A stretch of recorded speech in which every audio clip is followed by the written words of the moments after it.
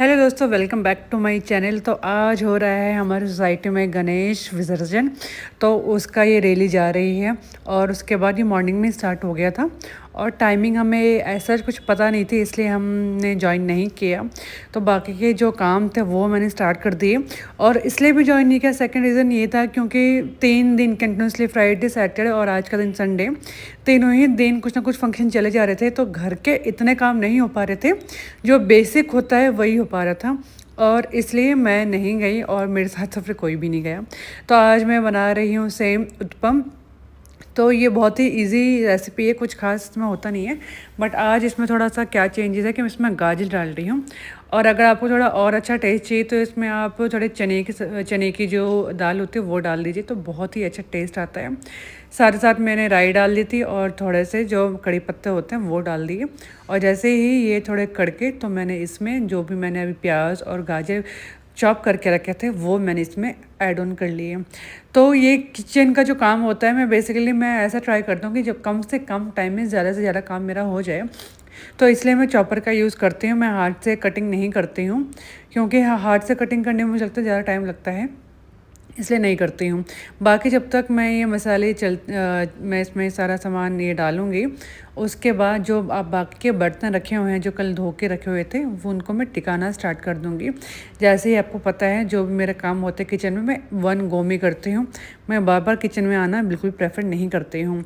तो उसी के साथ जैसे ही मैंने ये मसाला डाला, थोड़ा वो खुद ही भुनता रहेगा और इसमें थोड़ा टाइम लगेगा। तो टमाटर को चॉप करने के बाद मैंने स्टार्ट कर देते बर्तन टिकाना।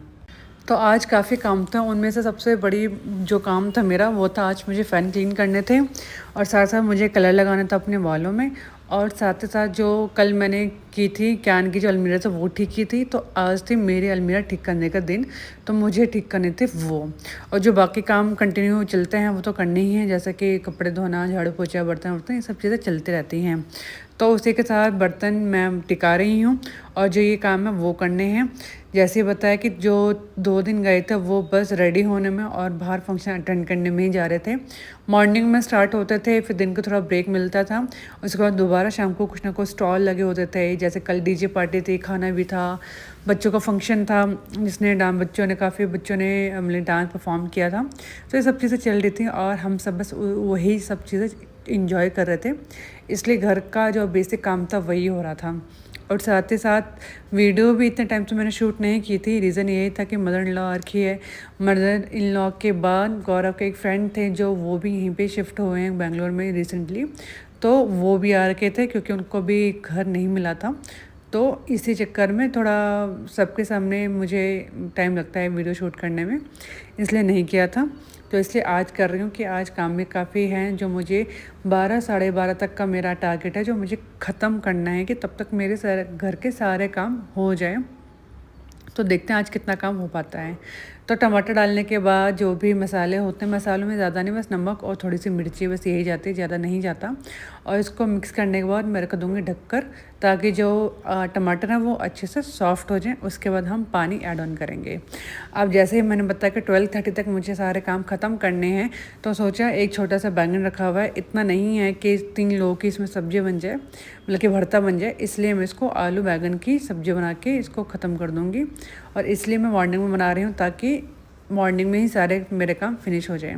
और जब तक ये गलेगा तो तब तक मेरी सब्ज़ी मैं स्टार्ट कर दूँगी बनाना। और जो मैं आपको पहले पता है कि कढ़ाई में मैं बहुत कम ही सब्ज़ी बनाती हूँ, मोस्टली मैं कुकर का ही यूज़ करती हूँ, चाहे सूखी हो या फिर ग्रेवी वाली हो। तो वही मैं अभी करूँगी, मैं कुकर में ही बनाऊँगी। तो सबसे पहले जब भी मैं बैगन की कोई भी सब्ज़ी बनाती हूँ, सबसे पहले मैं चेक कर लेती हूँ कोई दूसरी सब्ज़ी कट करने से पहले, क्योंकि अगर इसमें कीड़ा निकल गया तो मैं पूरी ही बैगन फेंक देती हूँ। मैं मतलब ऐसा नहीं करती कि बस जो हिस्से में कीड़ा लगा वो हटा दूँ, पूरा ही फेंक देती हूँ। तो चेक किए नहीं था, उसके बाद सारी सब्जियों को चॉप करके, आलू को चॉप करके उसमें रख दिया मैंने। और बैंगन अभी बाद में डालूँगी, पानी डाल कर दिया मैंने बैंगन में, ताकि बिल्कुल भी उसमें काला कालापन ना आए। अब जो मैं ये बना रही हूँ उत्पम, इसमें जो सबसे मेन चीज़ होती है कि जब पानी बॉयल हो जाए हल्का सा तेल या घी डाल दें, ताकि जो वो होता है सूजी होती है वो चिपके ना। और सूजी को एक साथ नहीं डालनी होती, धीरे धीरे करके, जैसे हम हलवे में डालते हैं ना, धीरे धीरे करके वैसे ही डालना होता है, तभी अच्छा सा बनता है। अभी नींबू नहीं था, अगर नींबू होता तो वो डालकर एकदम खिले खिले से बनते हैं और बहुत बिल्कुल भी नहीं चिपकते हैं। बट बिल्कुल भी नींबू नहीं था, आधा भी नहीं था, नहीं तो वो मैं डाल देती और हल्का सा टैंगीनेस सा टेस्ट आता है तो और अच्छा लगता है। बट कोई नहीं, जो भी है उसी में काम चलाना है और ढक के रख, जब भी पूरा अच्छे से हो जाएगा उसके बाद मैं बंद करके इसको रख दूँगी और थोड़ा स्टीम में, और अच्छे से खिले खिले से बन जाते हैं ये। मेन काम बस ये होता है कि इसमें गुठलियाँ ना बने, अदरवाइज़ ये इजी है बहुत ही। अगर गुठलियाँ बन जाए तो उसको फिर ठीक करना थोड़ा मुश्किल काम होता है, इसलिए मैं ट्राई करती हूँ कि पहले ही ना हो। तो इसके बाद जैसे ये बना, सारे उठ भी गए थे, तो सोचा पहले मैं कर लेती हूँ फ़ैन क्लीन, क्योंकि मैंने कल रात को, जैसे आपको पता है कि पूरा समेट के ही सोती हूँ, तो साफ़ था। तो आज जो लॉन्ड्री लगानी थी वो लगानी थी चद्दर की, तो सारा सिमटा हुआ था, पूरा साफ़ किया हुआ था। तो इसलिए मैंने क्या किया, जो लॉन्ड्री में बेडशीट धोनी थी उसको पहले मैं नीचे बिछा लिया, उसके बाद मैंने बाहर का ड्राइंग रूम का और अपने रूम का क्लीन कर लिया फ़ैन, क्योंकि बस ये दोनों ही गंदे थे, बाकी सारे क्लीन थे, ज़्यादा चलते नहीं है फ़ैन। तो ये दो थे, और मैंने हेयर जो बाल हैं मेरे, उसमें भी मैंने एक चादर बांध दी।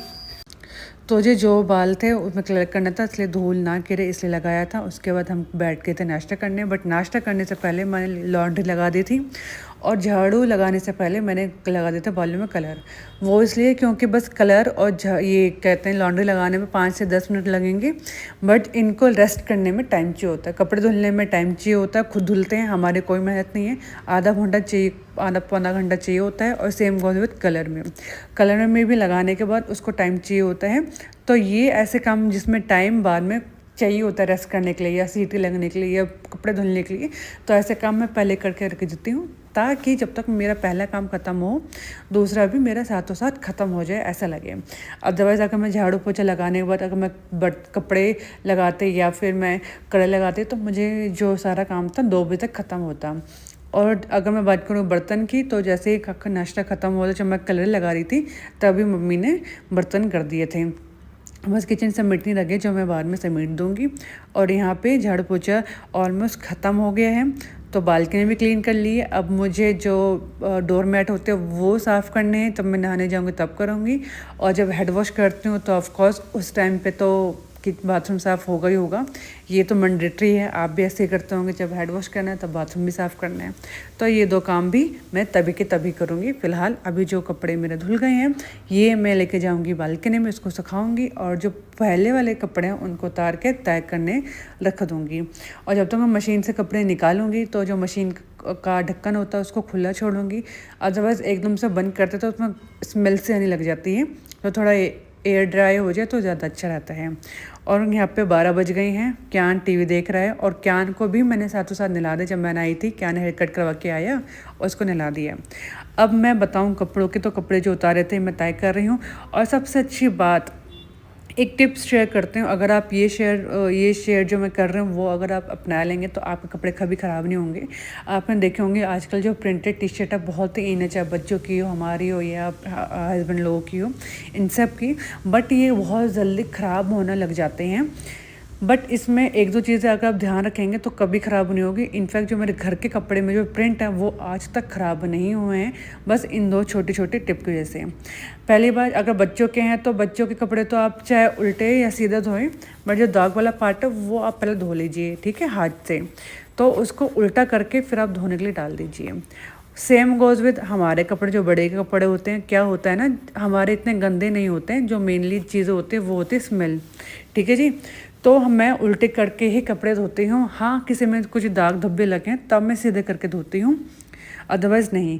अब मैं ये टी शर्ट दिखाती हूँ, ये मेरे घर की टी शर्ट है और इसका बिल्कुल प्रिंट ख़राब नहीं हुआ। सेम गोज़ मेरे हस्बैंड के टी शर्ट, ये भी काफ़ी टाइम हो गया है इसको, इसका भी प्रिंट ख़राब नहीं हुआ। वो इसी वजह से, क्योंकि मैं इनको उल्टे करके धोती हूँ अगर मैं कोई दाग नहीं लगा है तो।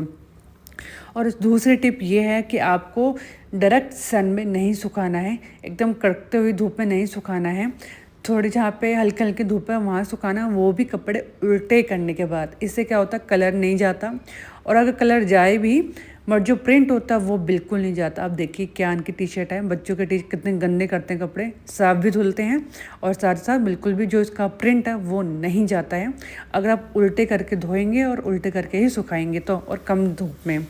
अब देखिए बताया था जैसा कि फल हाथों हाथ ही मैं कर लूँगी क्लीन, तो उसको करने मुश्किल से 10 या 15 मिनट लगे। 2 मैंने क्लीन कर ली थी अपनी अलमीरा। तो वीकली करते हैं तो बिल्कुल भी टाइम नहीं लगता, 10-15 मिनट में ही जो अलमीरा होती है वो ठीक हो जाती है। और ये सारी वीडियोस है कल की जो कल हमने इतना एंजॉय किया है। तो ये था मेरा एक छोटा सा व्लॉग। अगर आपको अच्छा लगे तो प्लीज़ सब्सक्राइब किए बिना मत जाइएगा और फिर मिलेंगे एक और अच्छी वीडियो से। Till then bye bye and thank you.